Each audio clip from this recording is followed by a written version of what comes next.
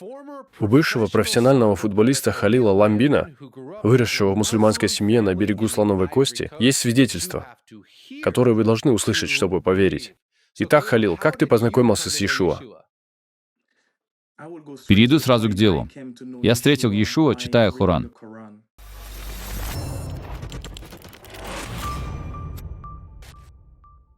Правда в том, что большинство мусульман не читают Коран, они просто слушают имама. И слушая имама, вы не сможете по-настоящему понять, кто такой Иешуа, кто такой Иса в Коране. И в Коране все указывает на него, говоря, что он Бог.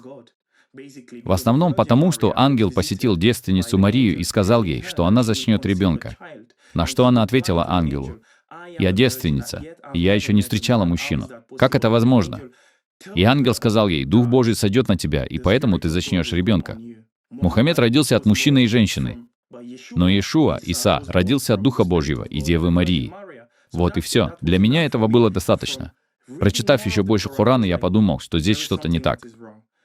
Я был в Швейцарии в поисках истины, потерянный, чувствующий себя лицемером в своей религии. Потому что большинство мусульман, если они заглянут глубоко в свое сердце, поймут, что они не уверены в себе. Они знают, что лицемерят по отношению к самим себе. И я дошел до того, что подумал: ладно, да, я потерял свою маму, когда мне было 12 лет. Я часто был один, никого больше не было. Футбол был для меня всем. Поэтому я сказал: «Иисус, если ты Бог, откройся мне, потому что Коран указывает на тебя.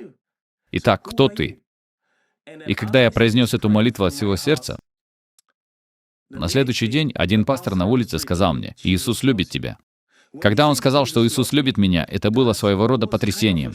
Кто может любить такого негодяя, как я? Кто может любить человека, у которого, по сути, нет никаких моральных принципов?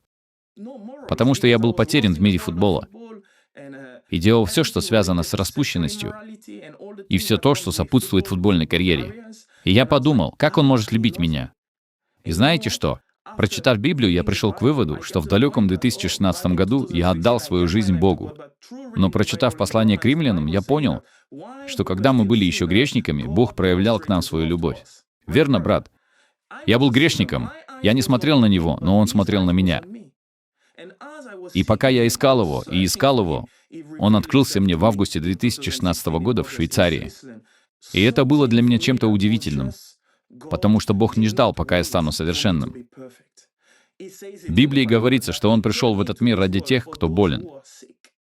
Но чтобы понять, что вы больны, вы должны признать это перед самим собой. Как Давид в 50-м псалме, говоря: «Грешником я родился», и что вы никак не сможете попасть на небеса, потому что в исламе существует баланс между добрыми и плохими делами. Вы должны прийти к выводу: «Я грешник, я грязный человек, мне нужна помощь».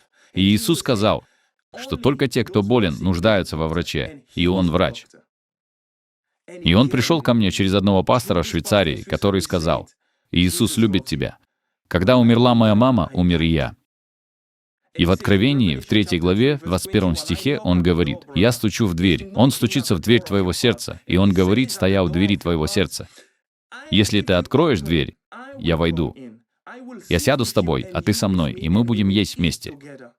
Аллах не сделает этого. Аллах остался где-то там, но Иисус спустился ко мне, когда я был в таком тяжелом положении. Он спустился ко мне, когда я был грешником. Он спустился ко мне, когда я был зависимым. Он спустился ко мне в моих самых глубоких проблемах. И Он поселился в моем сердце. И Он очистил то, что нуждалось в чистоте. И Он был слугой в моем сердце. Он показал мне путь, который ведет к Отцу. Так что дело не в религии, брат. Дело не в том, чтобы следовать религии. Дело в понимании того, что Иисус пришел, чтобы показать нам путь к Отцу. И это не религия. И никакая религия не может дать тебе этого. Посмотрите, что говорится в исламе. Они убивают животное во время трапезы и приносят его в жертву за грехи общины. Именно это они делают и в книге Левит, которую я читал в то время, когда я отдал свою жизнь Христу и начал читать Библию. Итак, Иисус сам был тем, кто принес жертву. Он был Агнцем Божьим и тем, кто отдал свою кровь за нас с вами. Он говорит это устами Иоанна Крестителя. Вокруг крещения Иисуса было очень много людей. Иоанн Креститель, увидев приближающегося Иисуса, сказал: «Вот Агнец Божий, который берет на себя грех мира». Раз и навсегда. Больше никакого кровопролития. Его кровь омыла меня, Его кровь осветила меня. Его кровь открыла мне путь на небеса, потому что я спасен благодатью. Потому что Он говорит об этом в послании к римлянам. Никто в буквальном смысле, никто не может попасть на небеса своими делами. Он сошел и продемонстрировал мне свою любовь, когда я был грешником. Поэтому, обращаясь к моим братьям-мусульманам, которые все еще придерживаются ислама, я бы сказал только одно. Во-первых, читайте Коран. Во-вторых, не слушайте имама. И, наконец, будьте чисты сердцем, потому что Иисус сказал: «Блаженны чистые сердцем, ибо они увидят Бога».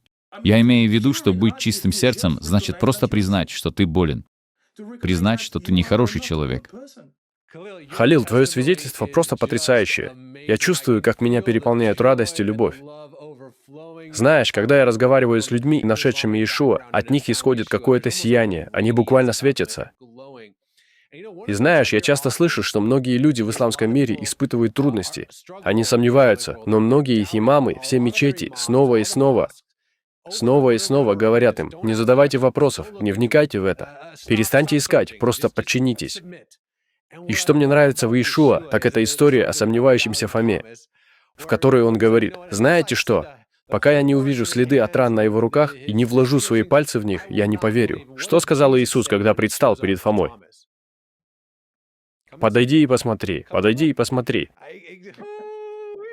Я имею в виду, что это то, о чем я думаю. И знаешь, одна из других вещей, которые я слышу, это то, что люди из исламского мира говорят: ну, нас учили, что Библия была искажена, и именно поэтому мы должны верить в Корану. Но затем мы обнаруживаем свитки Мертвого моря, которые доказывают, что Библия в основном не изменилась за 2000 лет. И вот знаете, я думаю, что я понял, что если вы просто попробуете не очень глубоко изучить историчность Корана и Библии, попробуйте сделать текстологическую критику Священного Писания в сравнении с Кораном, вы все поймете. Я думаю, именно поэтому существует такой менталитет сокрытия истины. Потому что если вы просто откроете то, что говорится в Коране, хадисах, науке, священных писаниях и археологии, Иешуа окажется рядом и скажет: спрашивайте. Иисус говорит: ищите, и вы найдете. Христос умер за нас, когда мы были еще грешниками. Боже мой. Евангелие, благая весть, невероятно прекрасна. И я знаю, что твое свидетельство ободряет меня. Я знаю, что оно ободряет наших друзей, присутствующих здесь. И, наконец, в заключении, ты уже вроде говорил об этом, но скажи это еще раз всем нашим друзьям, которые смотрят это. Если они все еще исповедуют ислам, или у них есть какие-то сомнения, или они не совсем уверены в своей позиции, но они наблюдают за нами прямо сейчас, каким бы было твое послание для них? Мое послание к вам таково. Вы пробыли 9 месяцев в утробе своей матери. Но вот что говорит Иов: нагими вы родились, и нагими уйдете.